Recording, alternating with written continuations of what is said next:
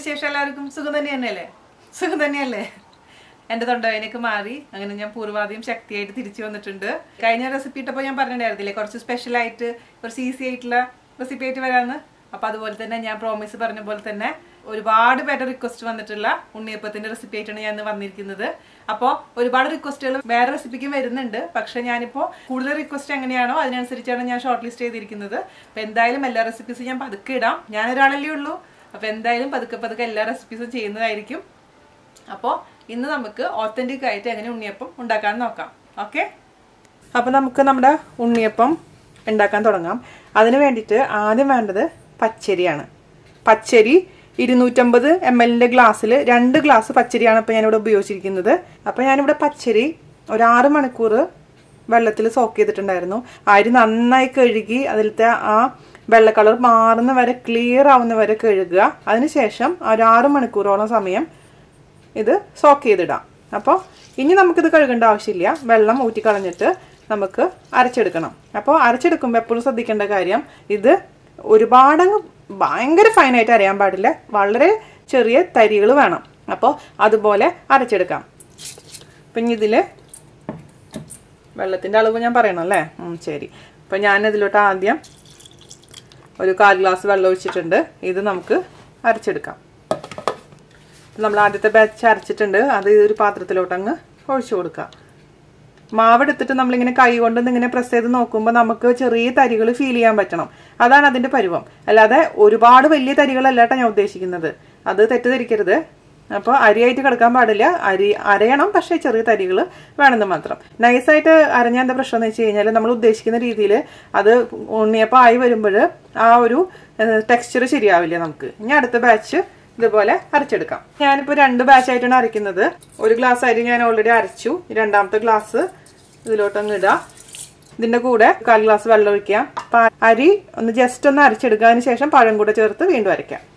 അപ്പോൾ അത് കുറച്ചും കൂടെ തരി കൂടുതലുണ്ട്. നമ്മൾ പഴം ഇടാൻ പോകുന്നു. അല്ലെങ്കിൽ ഇപ്പോൾ ഈ കൺഫ്യൂഷൻ ഒഴിവാക്കാൻ വേണമെങ്കിൽ ഇത് തനിയെ നിങ്ങൾ ഇതേപോലെ തന്നെ അരി മാത്രം അരച്ചെടുക്കാതെ 2 ബാച്ചായിട്ട് നേരത്തെ കാണിച്ച പോലെ തന്നെ. പിന്നെ പഴം വീണ്ടും തനിയെ ഒരു ജാറിലിട്ട് അരച്ചാൽ മതി. എൻ്റെ ഈ വലിയ ജാറായതുകൊണ്ട് 6 പഴം മുഴുവനായിട്ട് അരയില്ല. അതിനുവേണ്ടി ഞാൻ കുഞ്ഞ് ജാർ എടുക്കേണ്ടി വരും. അതുകൊണ്ടാണ് ഞാനിത് ഒരുമിച്ച് അരയ്ക്കുന്നത്. അപ്പോൾ നിങ്ങൾ തനിയെ പഴം മാത്രം തനിയെ അരയ്ക്കുക, അരി മാത്രം തനിയെ അരയ്ക്കുക കേട്ടോ. കൺഫ്യൂഷൻ വേണ്ട. അപ്പോൾ ഞാനിതിൽ കൂടെ 6 ചെറുപഴം, അത് പാളയംകോടൻ പഴം. അപ്പോൾ അത് തൊലി ഉലിച്ചതിന് ശേഷം ഞാൻ വെയിറ്റ് നോക്കിയപ്പോൾ ആ പഴത്തിന് 150 ഗ്രാം വെയിറ്റ് ഉണ്ട്. അപ്പോൾ ഇത് നമുക്ക് അരച്ചെടുക്കാം. ഞാൻ അരച്ചിട്ടുണ്ട് രണ്ടാമത്തെ ബാച്ചിൽ കൂടെ ഇട്ടിട്ട് പഴം. അപ്പോൾ ഞാൻ പറഞ്ഞ പോലെ നിങ്ങൾ പഴം തനിയെ അരച്ചാൽ മതി, കൺഫ്യൂഷൻ വേണ്ട. അപ്പോൾ ഇതുപോലെ തന്നെ ചെറിയ തരിയുണ്ട്. നമുക്ക് നമ്മുടെ പാത്രത്തിലോട്ട് മാറ്റി കൊടുക്കാം. നല്ല പഴത്തിൻ്റെ മണം വരുന്നുണ്ട്. പാളയംകോടൻ പഴം തന്നെ വേണം അതിന്. എന്നാലാണ് ആ പെർഫെക്റ്റ് നമ്മുടെ ഉണ്ണിയപ്പത്തിൻ്റെ ടേസ്റ്റ് കിട്ടുള്ളൂ. ഞാൻ നാട്ടിൽ പോയപ്പോൾ ആരോ റോബസ്റ്റ് പഴം വെച്ച് ചെയ്യണമെന്ന് പറഞ്ഞിട്ടു. പക്ഷേ ഇവിടുത്തെ റോബസ്റ്റ് പറ്റില്ല കേട്ടോ. ഇവിടെ നമുക്ക് ഫിലിപ്പൈൻസിൽ നിന്ന് വരുന്ന റോബസ്റ്റ് ചിക്കൂട്ടാപ്പഴല്ലേ കിട്ടുന്നത്. അത് ശരിയാവില്ല. പക്ഷെ നാട്ടിൽ ഉള്ള റോബസ്റ്റിന് കുറച്ചും കൂടെ പുളിയുണ്ട്. ഞാൻ പല പഴം വെച്ച് ട്രൈ ചെയ്ത് നോക്കിയിട്ട് ടേസ്റ്റ് കിട്ടിയിട്ടില്ല. അപ്പോൾ പാളയംകോടൻ കിട്ടിയിട്ട് ഉണ്ടാക്കാൻ ശ്രമിക്കാം. അതുകൊണ്ടാണ് എൻ്റെ ഉണ്ണിയപ്പത്തിൻ്റെ റെസിപ്പി ഇത്ര വൈകാൻ കാരണം. ഞാൻ പാളയംകോടൻ പഴം അന്വേഷിച്ച് നടന്ന് ഇപ്പോഴാണ് കിട്ടിയത്. ഇനി നമുക്ക് ഇതിലോട്ട് ചേർക്കേണ്ടത്, ഞാനിവിടെ ശർക്കര അരിച്ചു വെച്ചിട്ടുണ്ട്. ഞാനിപ്പോൾ 300 ഗ്രാം ശർക്കര എടുത്തിട്ട് 1/2 ഗ്ലാസ് വെള്ളത്തിൽ ഉരുക്കി വെച്ചതാണത്. ഞാൻ അരിച്ചു വെച്ചിട്ടുണ്ട്. കുറച്ച് ഇമ്പ്യൂരിറ്റീസ് ഒക്കെ ഉണ്ടെങ്കിൽ അരിപ്പയിൽ കൂടെ പോകും അരിക്കുമ്പോൾ. അത് 300 ഗ്രാമാണ് ഞാൻ പിടിത്തിരിക്കുന്നത്. പക്ഷേ 300 ഗ്രാം ഞാൻ മുഴുവൻ ഒഴിക്കുന്നില്ല. ഞാൻ 1/4 ഭാഗം ഒഴിച്ചിട്ട് ടേസ്റ്റ് ചെയ്ത് നോക്കിയതിന് ശേഷം വേണമെങ്കിൽ നമ്മൾ കൂടുതൽ ഒഴിച്ചു കൊടുക്കാം. കാരണം ഓരോരുത്തർക്കും മധുരത്തിൻ്റെ അളവ് വ്യത്യാസമായിരിക്കും. ഇവിടെ മധുരം അധികം ഇഷ്ടമില്ല ഉണ്ണിയപ്പത്തിന്.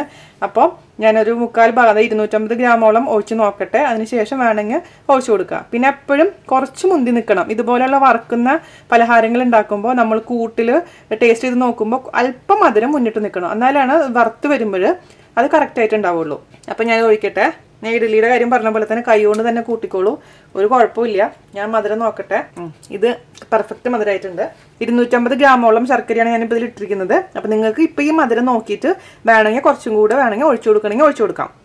അത് പേഴ്സണൽ ടേസ്റ്റാണ്. ഞാൻ എപ്പോഴും പറയാറുള്ള പോലെ തന്നെ. അപ്പോൾ മധുരം നിങ്ങളുടെ ഇഷ്ടത്തിനനുസരിച്ച് ക്രമീകരിക്കാം. എപ്പോഴും ചെയ്യുന്ന പോലെ തന്നെ നമുക്കൊരു അല്പം ഉപ്പ് ചേർത്ത് കൊടുക്കാം. ഒരു നുള്ളി ഇടാനേ പാടുള്ളൂ, ഒരുപാട് ഉപ്പിടരുത്. അപ്പം ഞാൻ ശർക്കര പാവനെ ഒഴിച്ചപ്പോൾ ശർക്കരയ്ക്ക് ഒരു ചെറിയ ചൂടുണ്ടായിരുന്നു. അത് പറയാൻ ഞാൻ മറന്നുപോയി. അപ്പോൾ ശർക്കരപ്പാനി ചെറിയ ചൂടോട് കൂടിയിട്ടാണ് ഞാൻ ഇതിൽ ഒഴിച്ചിരിക്കുന്നത്. അപ്പോൾ അതായി. ഇനി നമുക്കിതിലോട്ട് പിന്നെ 2 കൂട്ടം കൂടെ ചേർക്കാനുണ്ട്. അതായത് നാളികേരക്കൊത്ത് വറുത്തിടുന്നതും പിന്നെ ഏലക്കായയുടെ പൊടി. നാളികേരക്കൊത്ത് ഇവിടെ എൻ്റെ മക്കൾക്ക് ഇഷ്ടമില്ല. ഈ ഉണ്ണിയപ്പം കടിക്കുമ്പോൾ അത് ഡിസ്റ്റർബൻസ് ആണെന്ന് പറഞ്ഞിട്ട് അത് ഇഷ്ടമില്ലാത്തതുകൊണ്ട് ഞാൻ നാളികേരമാണ് ഞാനിതിൽ വറുത്തിടുന്നത്. പക്ഷെ നിങ്ങൾക്ക് നാളികേരക്കൊത്ത് എടുത്തിട്ട് വറുത്തിട്ടാൽ മതി. നിങ്ങൾ എന്താണ് നിങ്ങൾക്ക് ഇഷ്ടം അതുപോലെ ചെയ്താൽ മതി. അപ്പം നാളികേരം ഇടുമ്പോൾ എന്താ ഗുണം എന്ന് വെച്ച് കഴിഞ്ഞാൽ അങ്ങനെ അധികം കടിക്കാൻ കിട്ടില്ല. അപ്പം പിള്ളേരുടെ ഇഷ്ടത്തിനനുസരിച്ചാണ് ഞാനിപ്പോൾ ഇന്ന് നാളികേരമാണ് ഇതിൽ വറുത്തിടാൻ പോകുന്നത്. നിങ്ങൾക്ക് നാളികേരക്കൊത്ത് ഇട്ടാൽ മതി. പിന്നെ ഞാൻ എള്ള് ഇടാറില്ല. എള്ള് ഇഷ്ടമുള്ളവർക്ക് ഇതേപോലെ തന്നെ കറുത്ത എള്ള് നെയ്യിൽ വഴറ്റി ഇടാവുന്നതാണ്. അപ്പം അതൊക്കെ നിങ്ങളുടെ ഇഷ്ടത്തിനനുസരിച്ച്. പിന്നെ ചിലവർ ചുക്ക് ചേർക്കും. ചുക്ക് ഞാൻ ചേർക്കാറില്ല, എള്ളും ചേർക്കാറില്ല. അപ്പോൾ അതൊക്കെ നിങ്ങളുടെ ഇഷ്ടത്തിനനുസരിച്ച് എന്തൊക്കെയാണ് മാറ്റങ്ങൾ വരുത്തണമെങ്കിൽ അത് നിങ്ങൾ ചെയ്യുക. അപ്പോൾ നമുക്ക് ഞാനിപ്പോൾ ഇതിലേക്ക് ഒരു 2 ടേബിൾ സ്പൂൺ നെയ്യ് ഒഴിക്കുന്നുണ്ട്. നെയ്യ് ചൂടായി വരുമ്പോൾ അതിലേക്ക് നാളികേരം ചേർത്ത് കൊടുത്തു. ഞാൻ പറഞ്ഞ പോലെ നിങ്ങൾക്ക് നാളികേരക്കൊത്താണ് ഇഷ്ടം എന്നുണ്ടെങ്കിൽ വളരെ നൈസാക്കി അരിഞ്ഞിട്ടുള്ള നാളികേരക്കൊത്ത് ഇതുപോലെ തന്നെ നെയ്യിൽ വറുത്തെടുക്കുക. അപ്പോൾ എപ്പോഴും നല്ലോണം മൂക്കണം. അതേസമയം മീഡിയം തീയിൽ വെച്ചിട്ട് വേണം നമ്മളെപ്പോഴും ഇത് വറുത്തെടുക്കാൻ. അതിന് കുറച്ച് സമയം പിടിക്കും. അപ്പോൾ നെയ്യ് ഓരോരുത്തരുടെ ഇഷ്ടം അനുസരിച്ച് കൂട്ടുകയും കുറയ്ക്കുകയും ചെയ്യുക.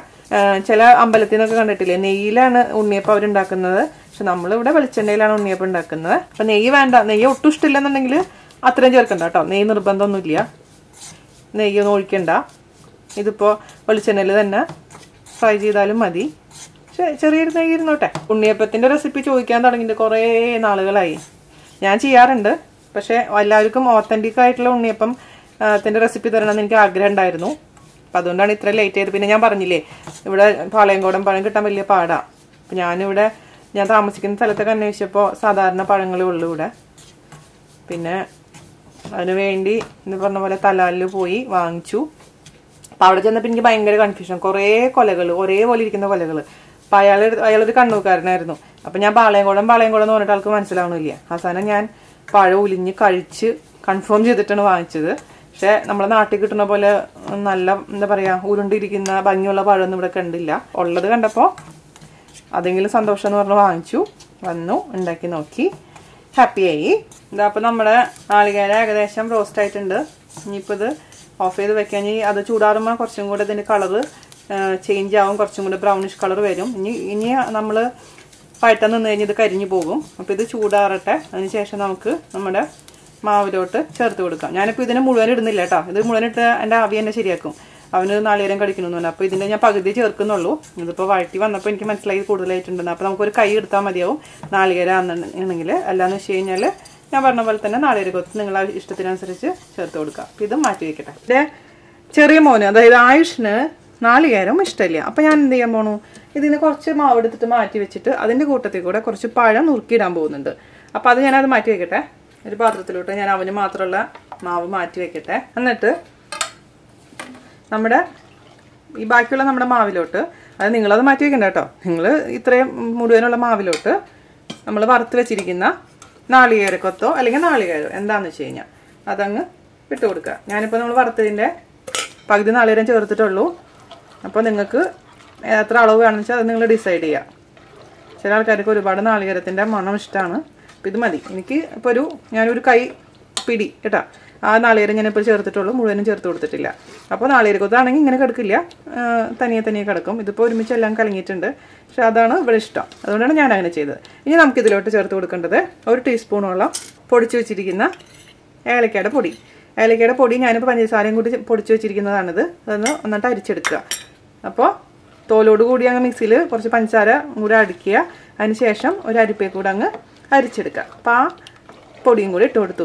അതുപോലെ തന്നെ അതിൻ്റെ സ്മെല്ല് നിങ്ങൾക്ക് ആവശ്യാനുസരണം, ഇപ്പോൾ 1/2 ടീസ്പൂൺ മതിയെങ്കിൽ 1/2 ടീസ്പൂൺ മതി. അതിൻ്റെ സ്മെല്ല് ഇഷ്ടമില്ലാത്തവർ കുറച്ച് ചേർത്താൽ മതി. പിന്നെ ചിലർ ഞാൻ പറഞ്ഞ പോലെ ചുക്ക് ചേർക്കും. അതുപോലെ തന്നെ നെയ്യിൽ വഴറ്റിയ എള്ളും ചേർക്കാറുണ്ട്. അപ്പോൾ ഞാനിതിൽ എള്ള് ചേർക്കുന്നില്ല, കാരണം പിള്ളേർക്ക് ഇഷ്ടമില്ലാത്ത കാരണം. അങ്ങനെ കുട്ടികൾക്ക് വേണ്ടി നമ്മൾ കുറേ സാക്രിഫൈസ് ചെയ്യേണ്ടതായി വരുന്നുണ്ടല്ലോ പല റെസിപ്പീസ് ചെയ്യുമ്പോഴും. അപ്പോൾ നിങ്ങൾക്ക് എള്ള് വേണമെന്നുണ്ടെങ്കിൽ എള്ളും കൂടെ ചേർത്ത് കൊടുക്കുക കേട്ടോ. പക്ഷെ ഒരുപാട് അങ്ങ് എള്ള് ഇടരുത് കേട്ടോ, കുറച്ചിട്ടാൽ മതി, ഒരു പേരിന് മാത്രം. അങ്ങനെ എള്ള് ഒരുപാടായി കഴിഞ്ഞാൽ നമ്മളുടെ ആ ഒരു ഉണ്ണിയപ്പത്തിൻ്റെ ഒരു എന്താ പറയുക മുഴുവൻ ആ സോഫ്റ്റ്നെസ്സും ടെക്സ്ചറും കിട്ടാത്ത പോലെ എനിക്ക് തോന്നാറുണ്ട്. കാരണം എള്ളാണ് നമുക്ക് കൂടുതലും കഴിക്കാൻ കിട്ടുക. പല ഉണ്ണിയപ്പം കഴിക്കുമ്പോൾ എനിക്ക് തോന്നിയിട്ടുള്ളൊരു കാര്യമാണത്. അപ്പോൾ എള്ള് ഇടണമെങ്കിൽ തന്നെ വളരെ കുറച്ച് എള്ള് ഇടാൻ ശ്രദ്ധിക്കുക. അപ്പോൾ ഇതുപോലെ നമ്മളുടെ ഉണ്ണിയപ്പത്തിൻ്റെ ബാറ്റർ റെഡി ആയിട്ടുണ്ട്. ഞാൻ അടുത്ത നന്ദുവിൻ്റെ ബാറ്ററിലേക്ക് കുറച്ച് പഴം നുറുക്കിയതും കൂടെ ചേർത്ത് കൊടുക്കട്ടെ. അവന് നാളികേരം ഇഷ്ടമില്ലാത്തതുകൊണ്ട് ചെറുപഴം തന്നെ കുറച്ചൊന്ന് നുറുക്കിയതാണിത്. നുറുക്ക് ഇതങ്ങ് ചേർത്ത് കൊടുക്കുക. അത് എൻ്റെ ഒരു ഫ്രണ്ട് പറഞ്ഞ ടിപ്പാണ്. അപ്പോൾ ഇത് ചെറുപഴം അങ്ങ് ചേർത്തിട്ട് നമ്മൾ ഉണ്ണിയപ്പം ഉണ്ടാക്കുമ്പോൾ ഭയങ്കര സോഫ്റ്റ് ആയിരിക്കും. ഒന്ന് കടിക്കാനൊക്കെ കിട്ടുമ്പോൾ നല്ല രസമാണ്. ഞാൻ കഴിഞ്ഞ ദിവസം ഉണ്ടാക്കിയപ്പോൾ ഇവിടെ പിള്ളേർക്കൊക്കെ ഭയങ്കര ഇഷ്ടപ്പെട്ടു. കവിത താങ്ക് യു. ഇവിടെ നന്ദുവിനും അവയ്ക്കൊക്കെ ഭയങ്കര ഇഷ്ടമായിട്ടോ ഉണ്ടാക്കി നോക്കിയിട്ട്. അപ്പോൾ താങ്ക് യു സോ മച്ച്. അപ്പോൾ ഇത് ഞാൻ നന്ദുവിനുള്ളത് മാറ്റി വെച്ചിട്ടുണ്ട്. അപ്പോൾ അതുപോലെ തന്നെ അതിൽ കൂടെ കുറച്ച് ഏലക്കപ്പൊടി ചേർത്ത് കൊടുക്കുക. ഏലക്കപ്പൊടി അവന് കുഴപ്പമില്ല. 3 പേര് 3 ടൈപ്പാണ് ഇവിടെ. അമ്മമാർക്ക് മനസ്സിലാവുണ്ടാവും അല്ലേ? അപ്പം ഞാൻ ഈ മാവിൽ മൊത്തത്തിൽ 1/2 ഗ്ലാസ് വെള്ളം അരയ്ക്കാൻ എടുത്തിട്ടുണ്ടായിരുന്നു. പിന്നെ 1/2 ഗ്ലാസ് ഉരുക്കിയ ശർക്കരയാണ് ഇതിൽ ചേർത്തിരിക്കുന്നത്.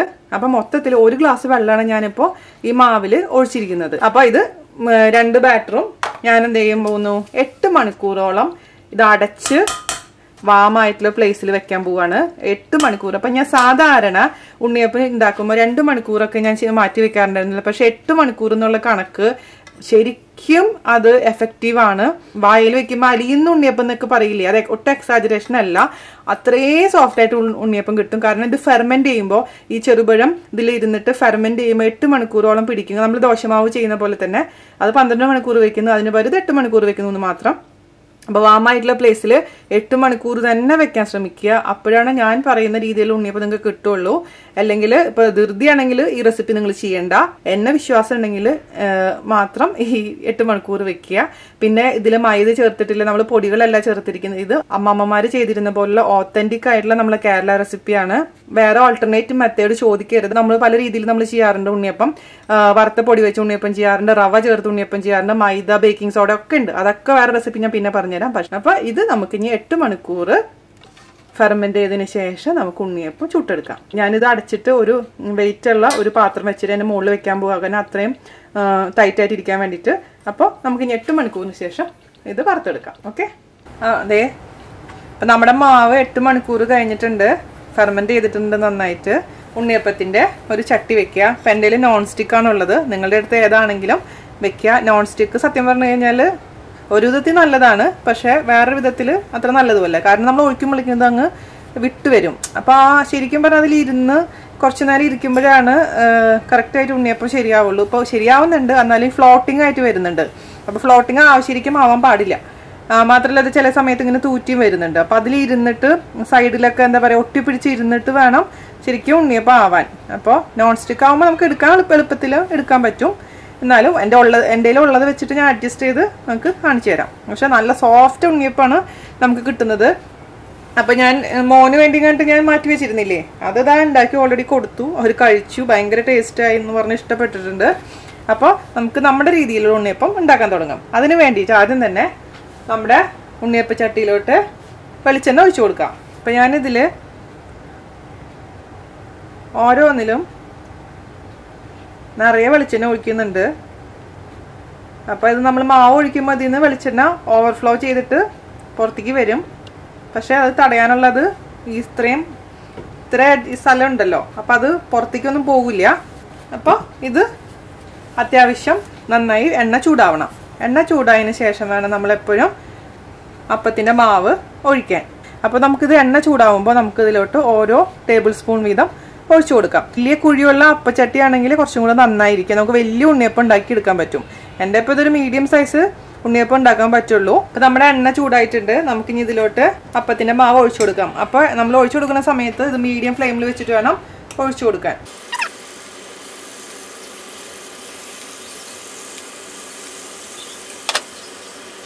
ഇനി നമുക്ക് ഒരു സ്പൂൺ ഉണ്ടാവും. ഇതിപ്പോൾ തന്നെ മുകളിലോട്ട് അങ്ങ് ഫ്ലോട്ട് ചെയ്യാൻ തുടങ്ങി. സ്പൂൺ വെച്ച് അങ്ങ് തിരിച്ചിട്ട് കൊടുക്കണം അപ്പുറത്തെ സൈഡിലേക്ക്.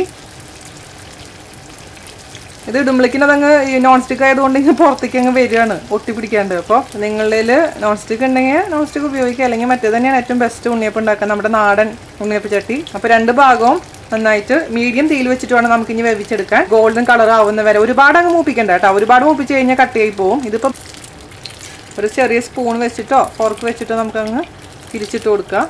ഇതിൽ കിടന്ന് അങ്ങ് കളിച്ചുകൊണ്ടിരിക്കുകയാണ് ഇവർ.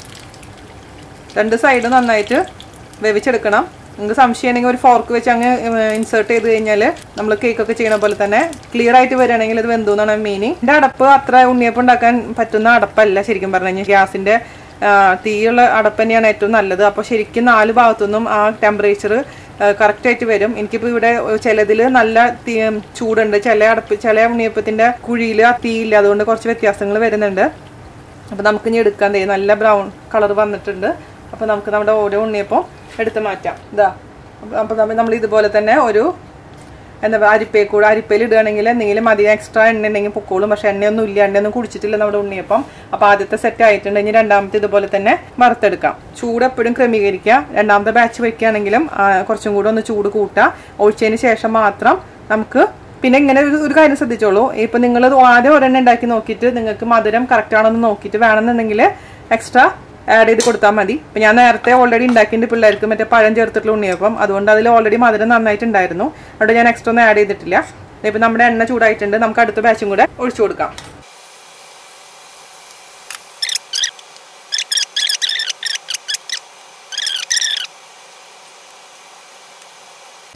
അപ്പോൾ അടുത്ത ബാച്ചും ആയിട്ടുണ്ട്. നമുക്കിതുപോലെ തന്നെ ഒരു സ്ട്രെയിനറിലോട്ട് കോരിയിടാം. കണ്ടിട്ട് തന്നെ നിങ്ങൾക്ക് കഴിക്കാൻ തോന്നില്ലേ? ഞാൻ ഒരുപാട് അങ്ങ് മൂപ്പിച്ചിട്ടില്ല കേട്ടോ. നിങ്ങൾക്ക് കുറച്ചും കൂടെ നേരം ഫ്രൈ ചെയ്യണമെന്നുണ്ടെങ്കിൽ അത് അങ്ങ് ഫ്രൈ ചെയ്ത് എടുക്കാവുന്ന കാര്യമുള്ളൂ. അപ്പോൾ ഇത് ഞാൻ ബാക്കിയുള്ളതും കൂടെ ഇതുപോലെ തന്നെ ഉണ്ടാക്കിയെടുക്കട്ടെ. അപ്പോൾ നമ്മുടെ ഉണ്ണിയപ്പം എല്ലാം ഞാൻ ഇതുപോലെ വറുത്ത് കോരിയിട്ടുണ്ട്. 40-45 ഉണ്ണിയപ്പം കിട്ടിയിട്ടുണ്ടാവും. 2 കപ്പ് അരിക്ക്. പിന്നെ അധികം എണ്ണ തോന്നുകയാണെങ്കിൽ ഒരു ടിഷ്യൂ പേപ്പർ വെച്ചിട്ടൊന്ന് വൈപ്പ് ചെയ്താൽ മതി. പക്ഷെ ഇതിലൊന്നും എണ്ണയൊന്നുമില്ല, എണ്ണ പിടിച്ചിട്ടൊന്നുമില്ല. പിന്നെ ഞാൻ പറഞ്ഞ പോലെ ശർക്കരയുടെ അളവ് നിങ്ങൾക്ക് ഇഷ്ടത്തിനനുസരിച്ച് കൂട്ടേ കുറയ്ക്കുക ചെയ്യുക. ഞാനൊരു മീഡിയം രീതിയിലുള്ള മധുരം ഞാൻ ഇട്ടിട്ടുള്ളൂ. ചൂടാറിയതിന് ശേഷം ഒരു പാത്രത്തിൽ അടച്ച് സൂക്ഷിക്കാം.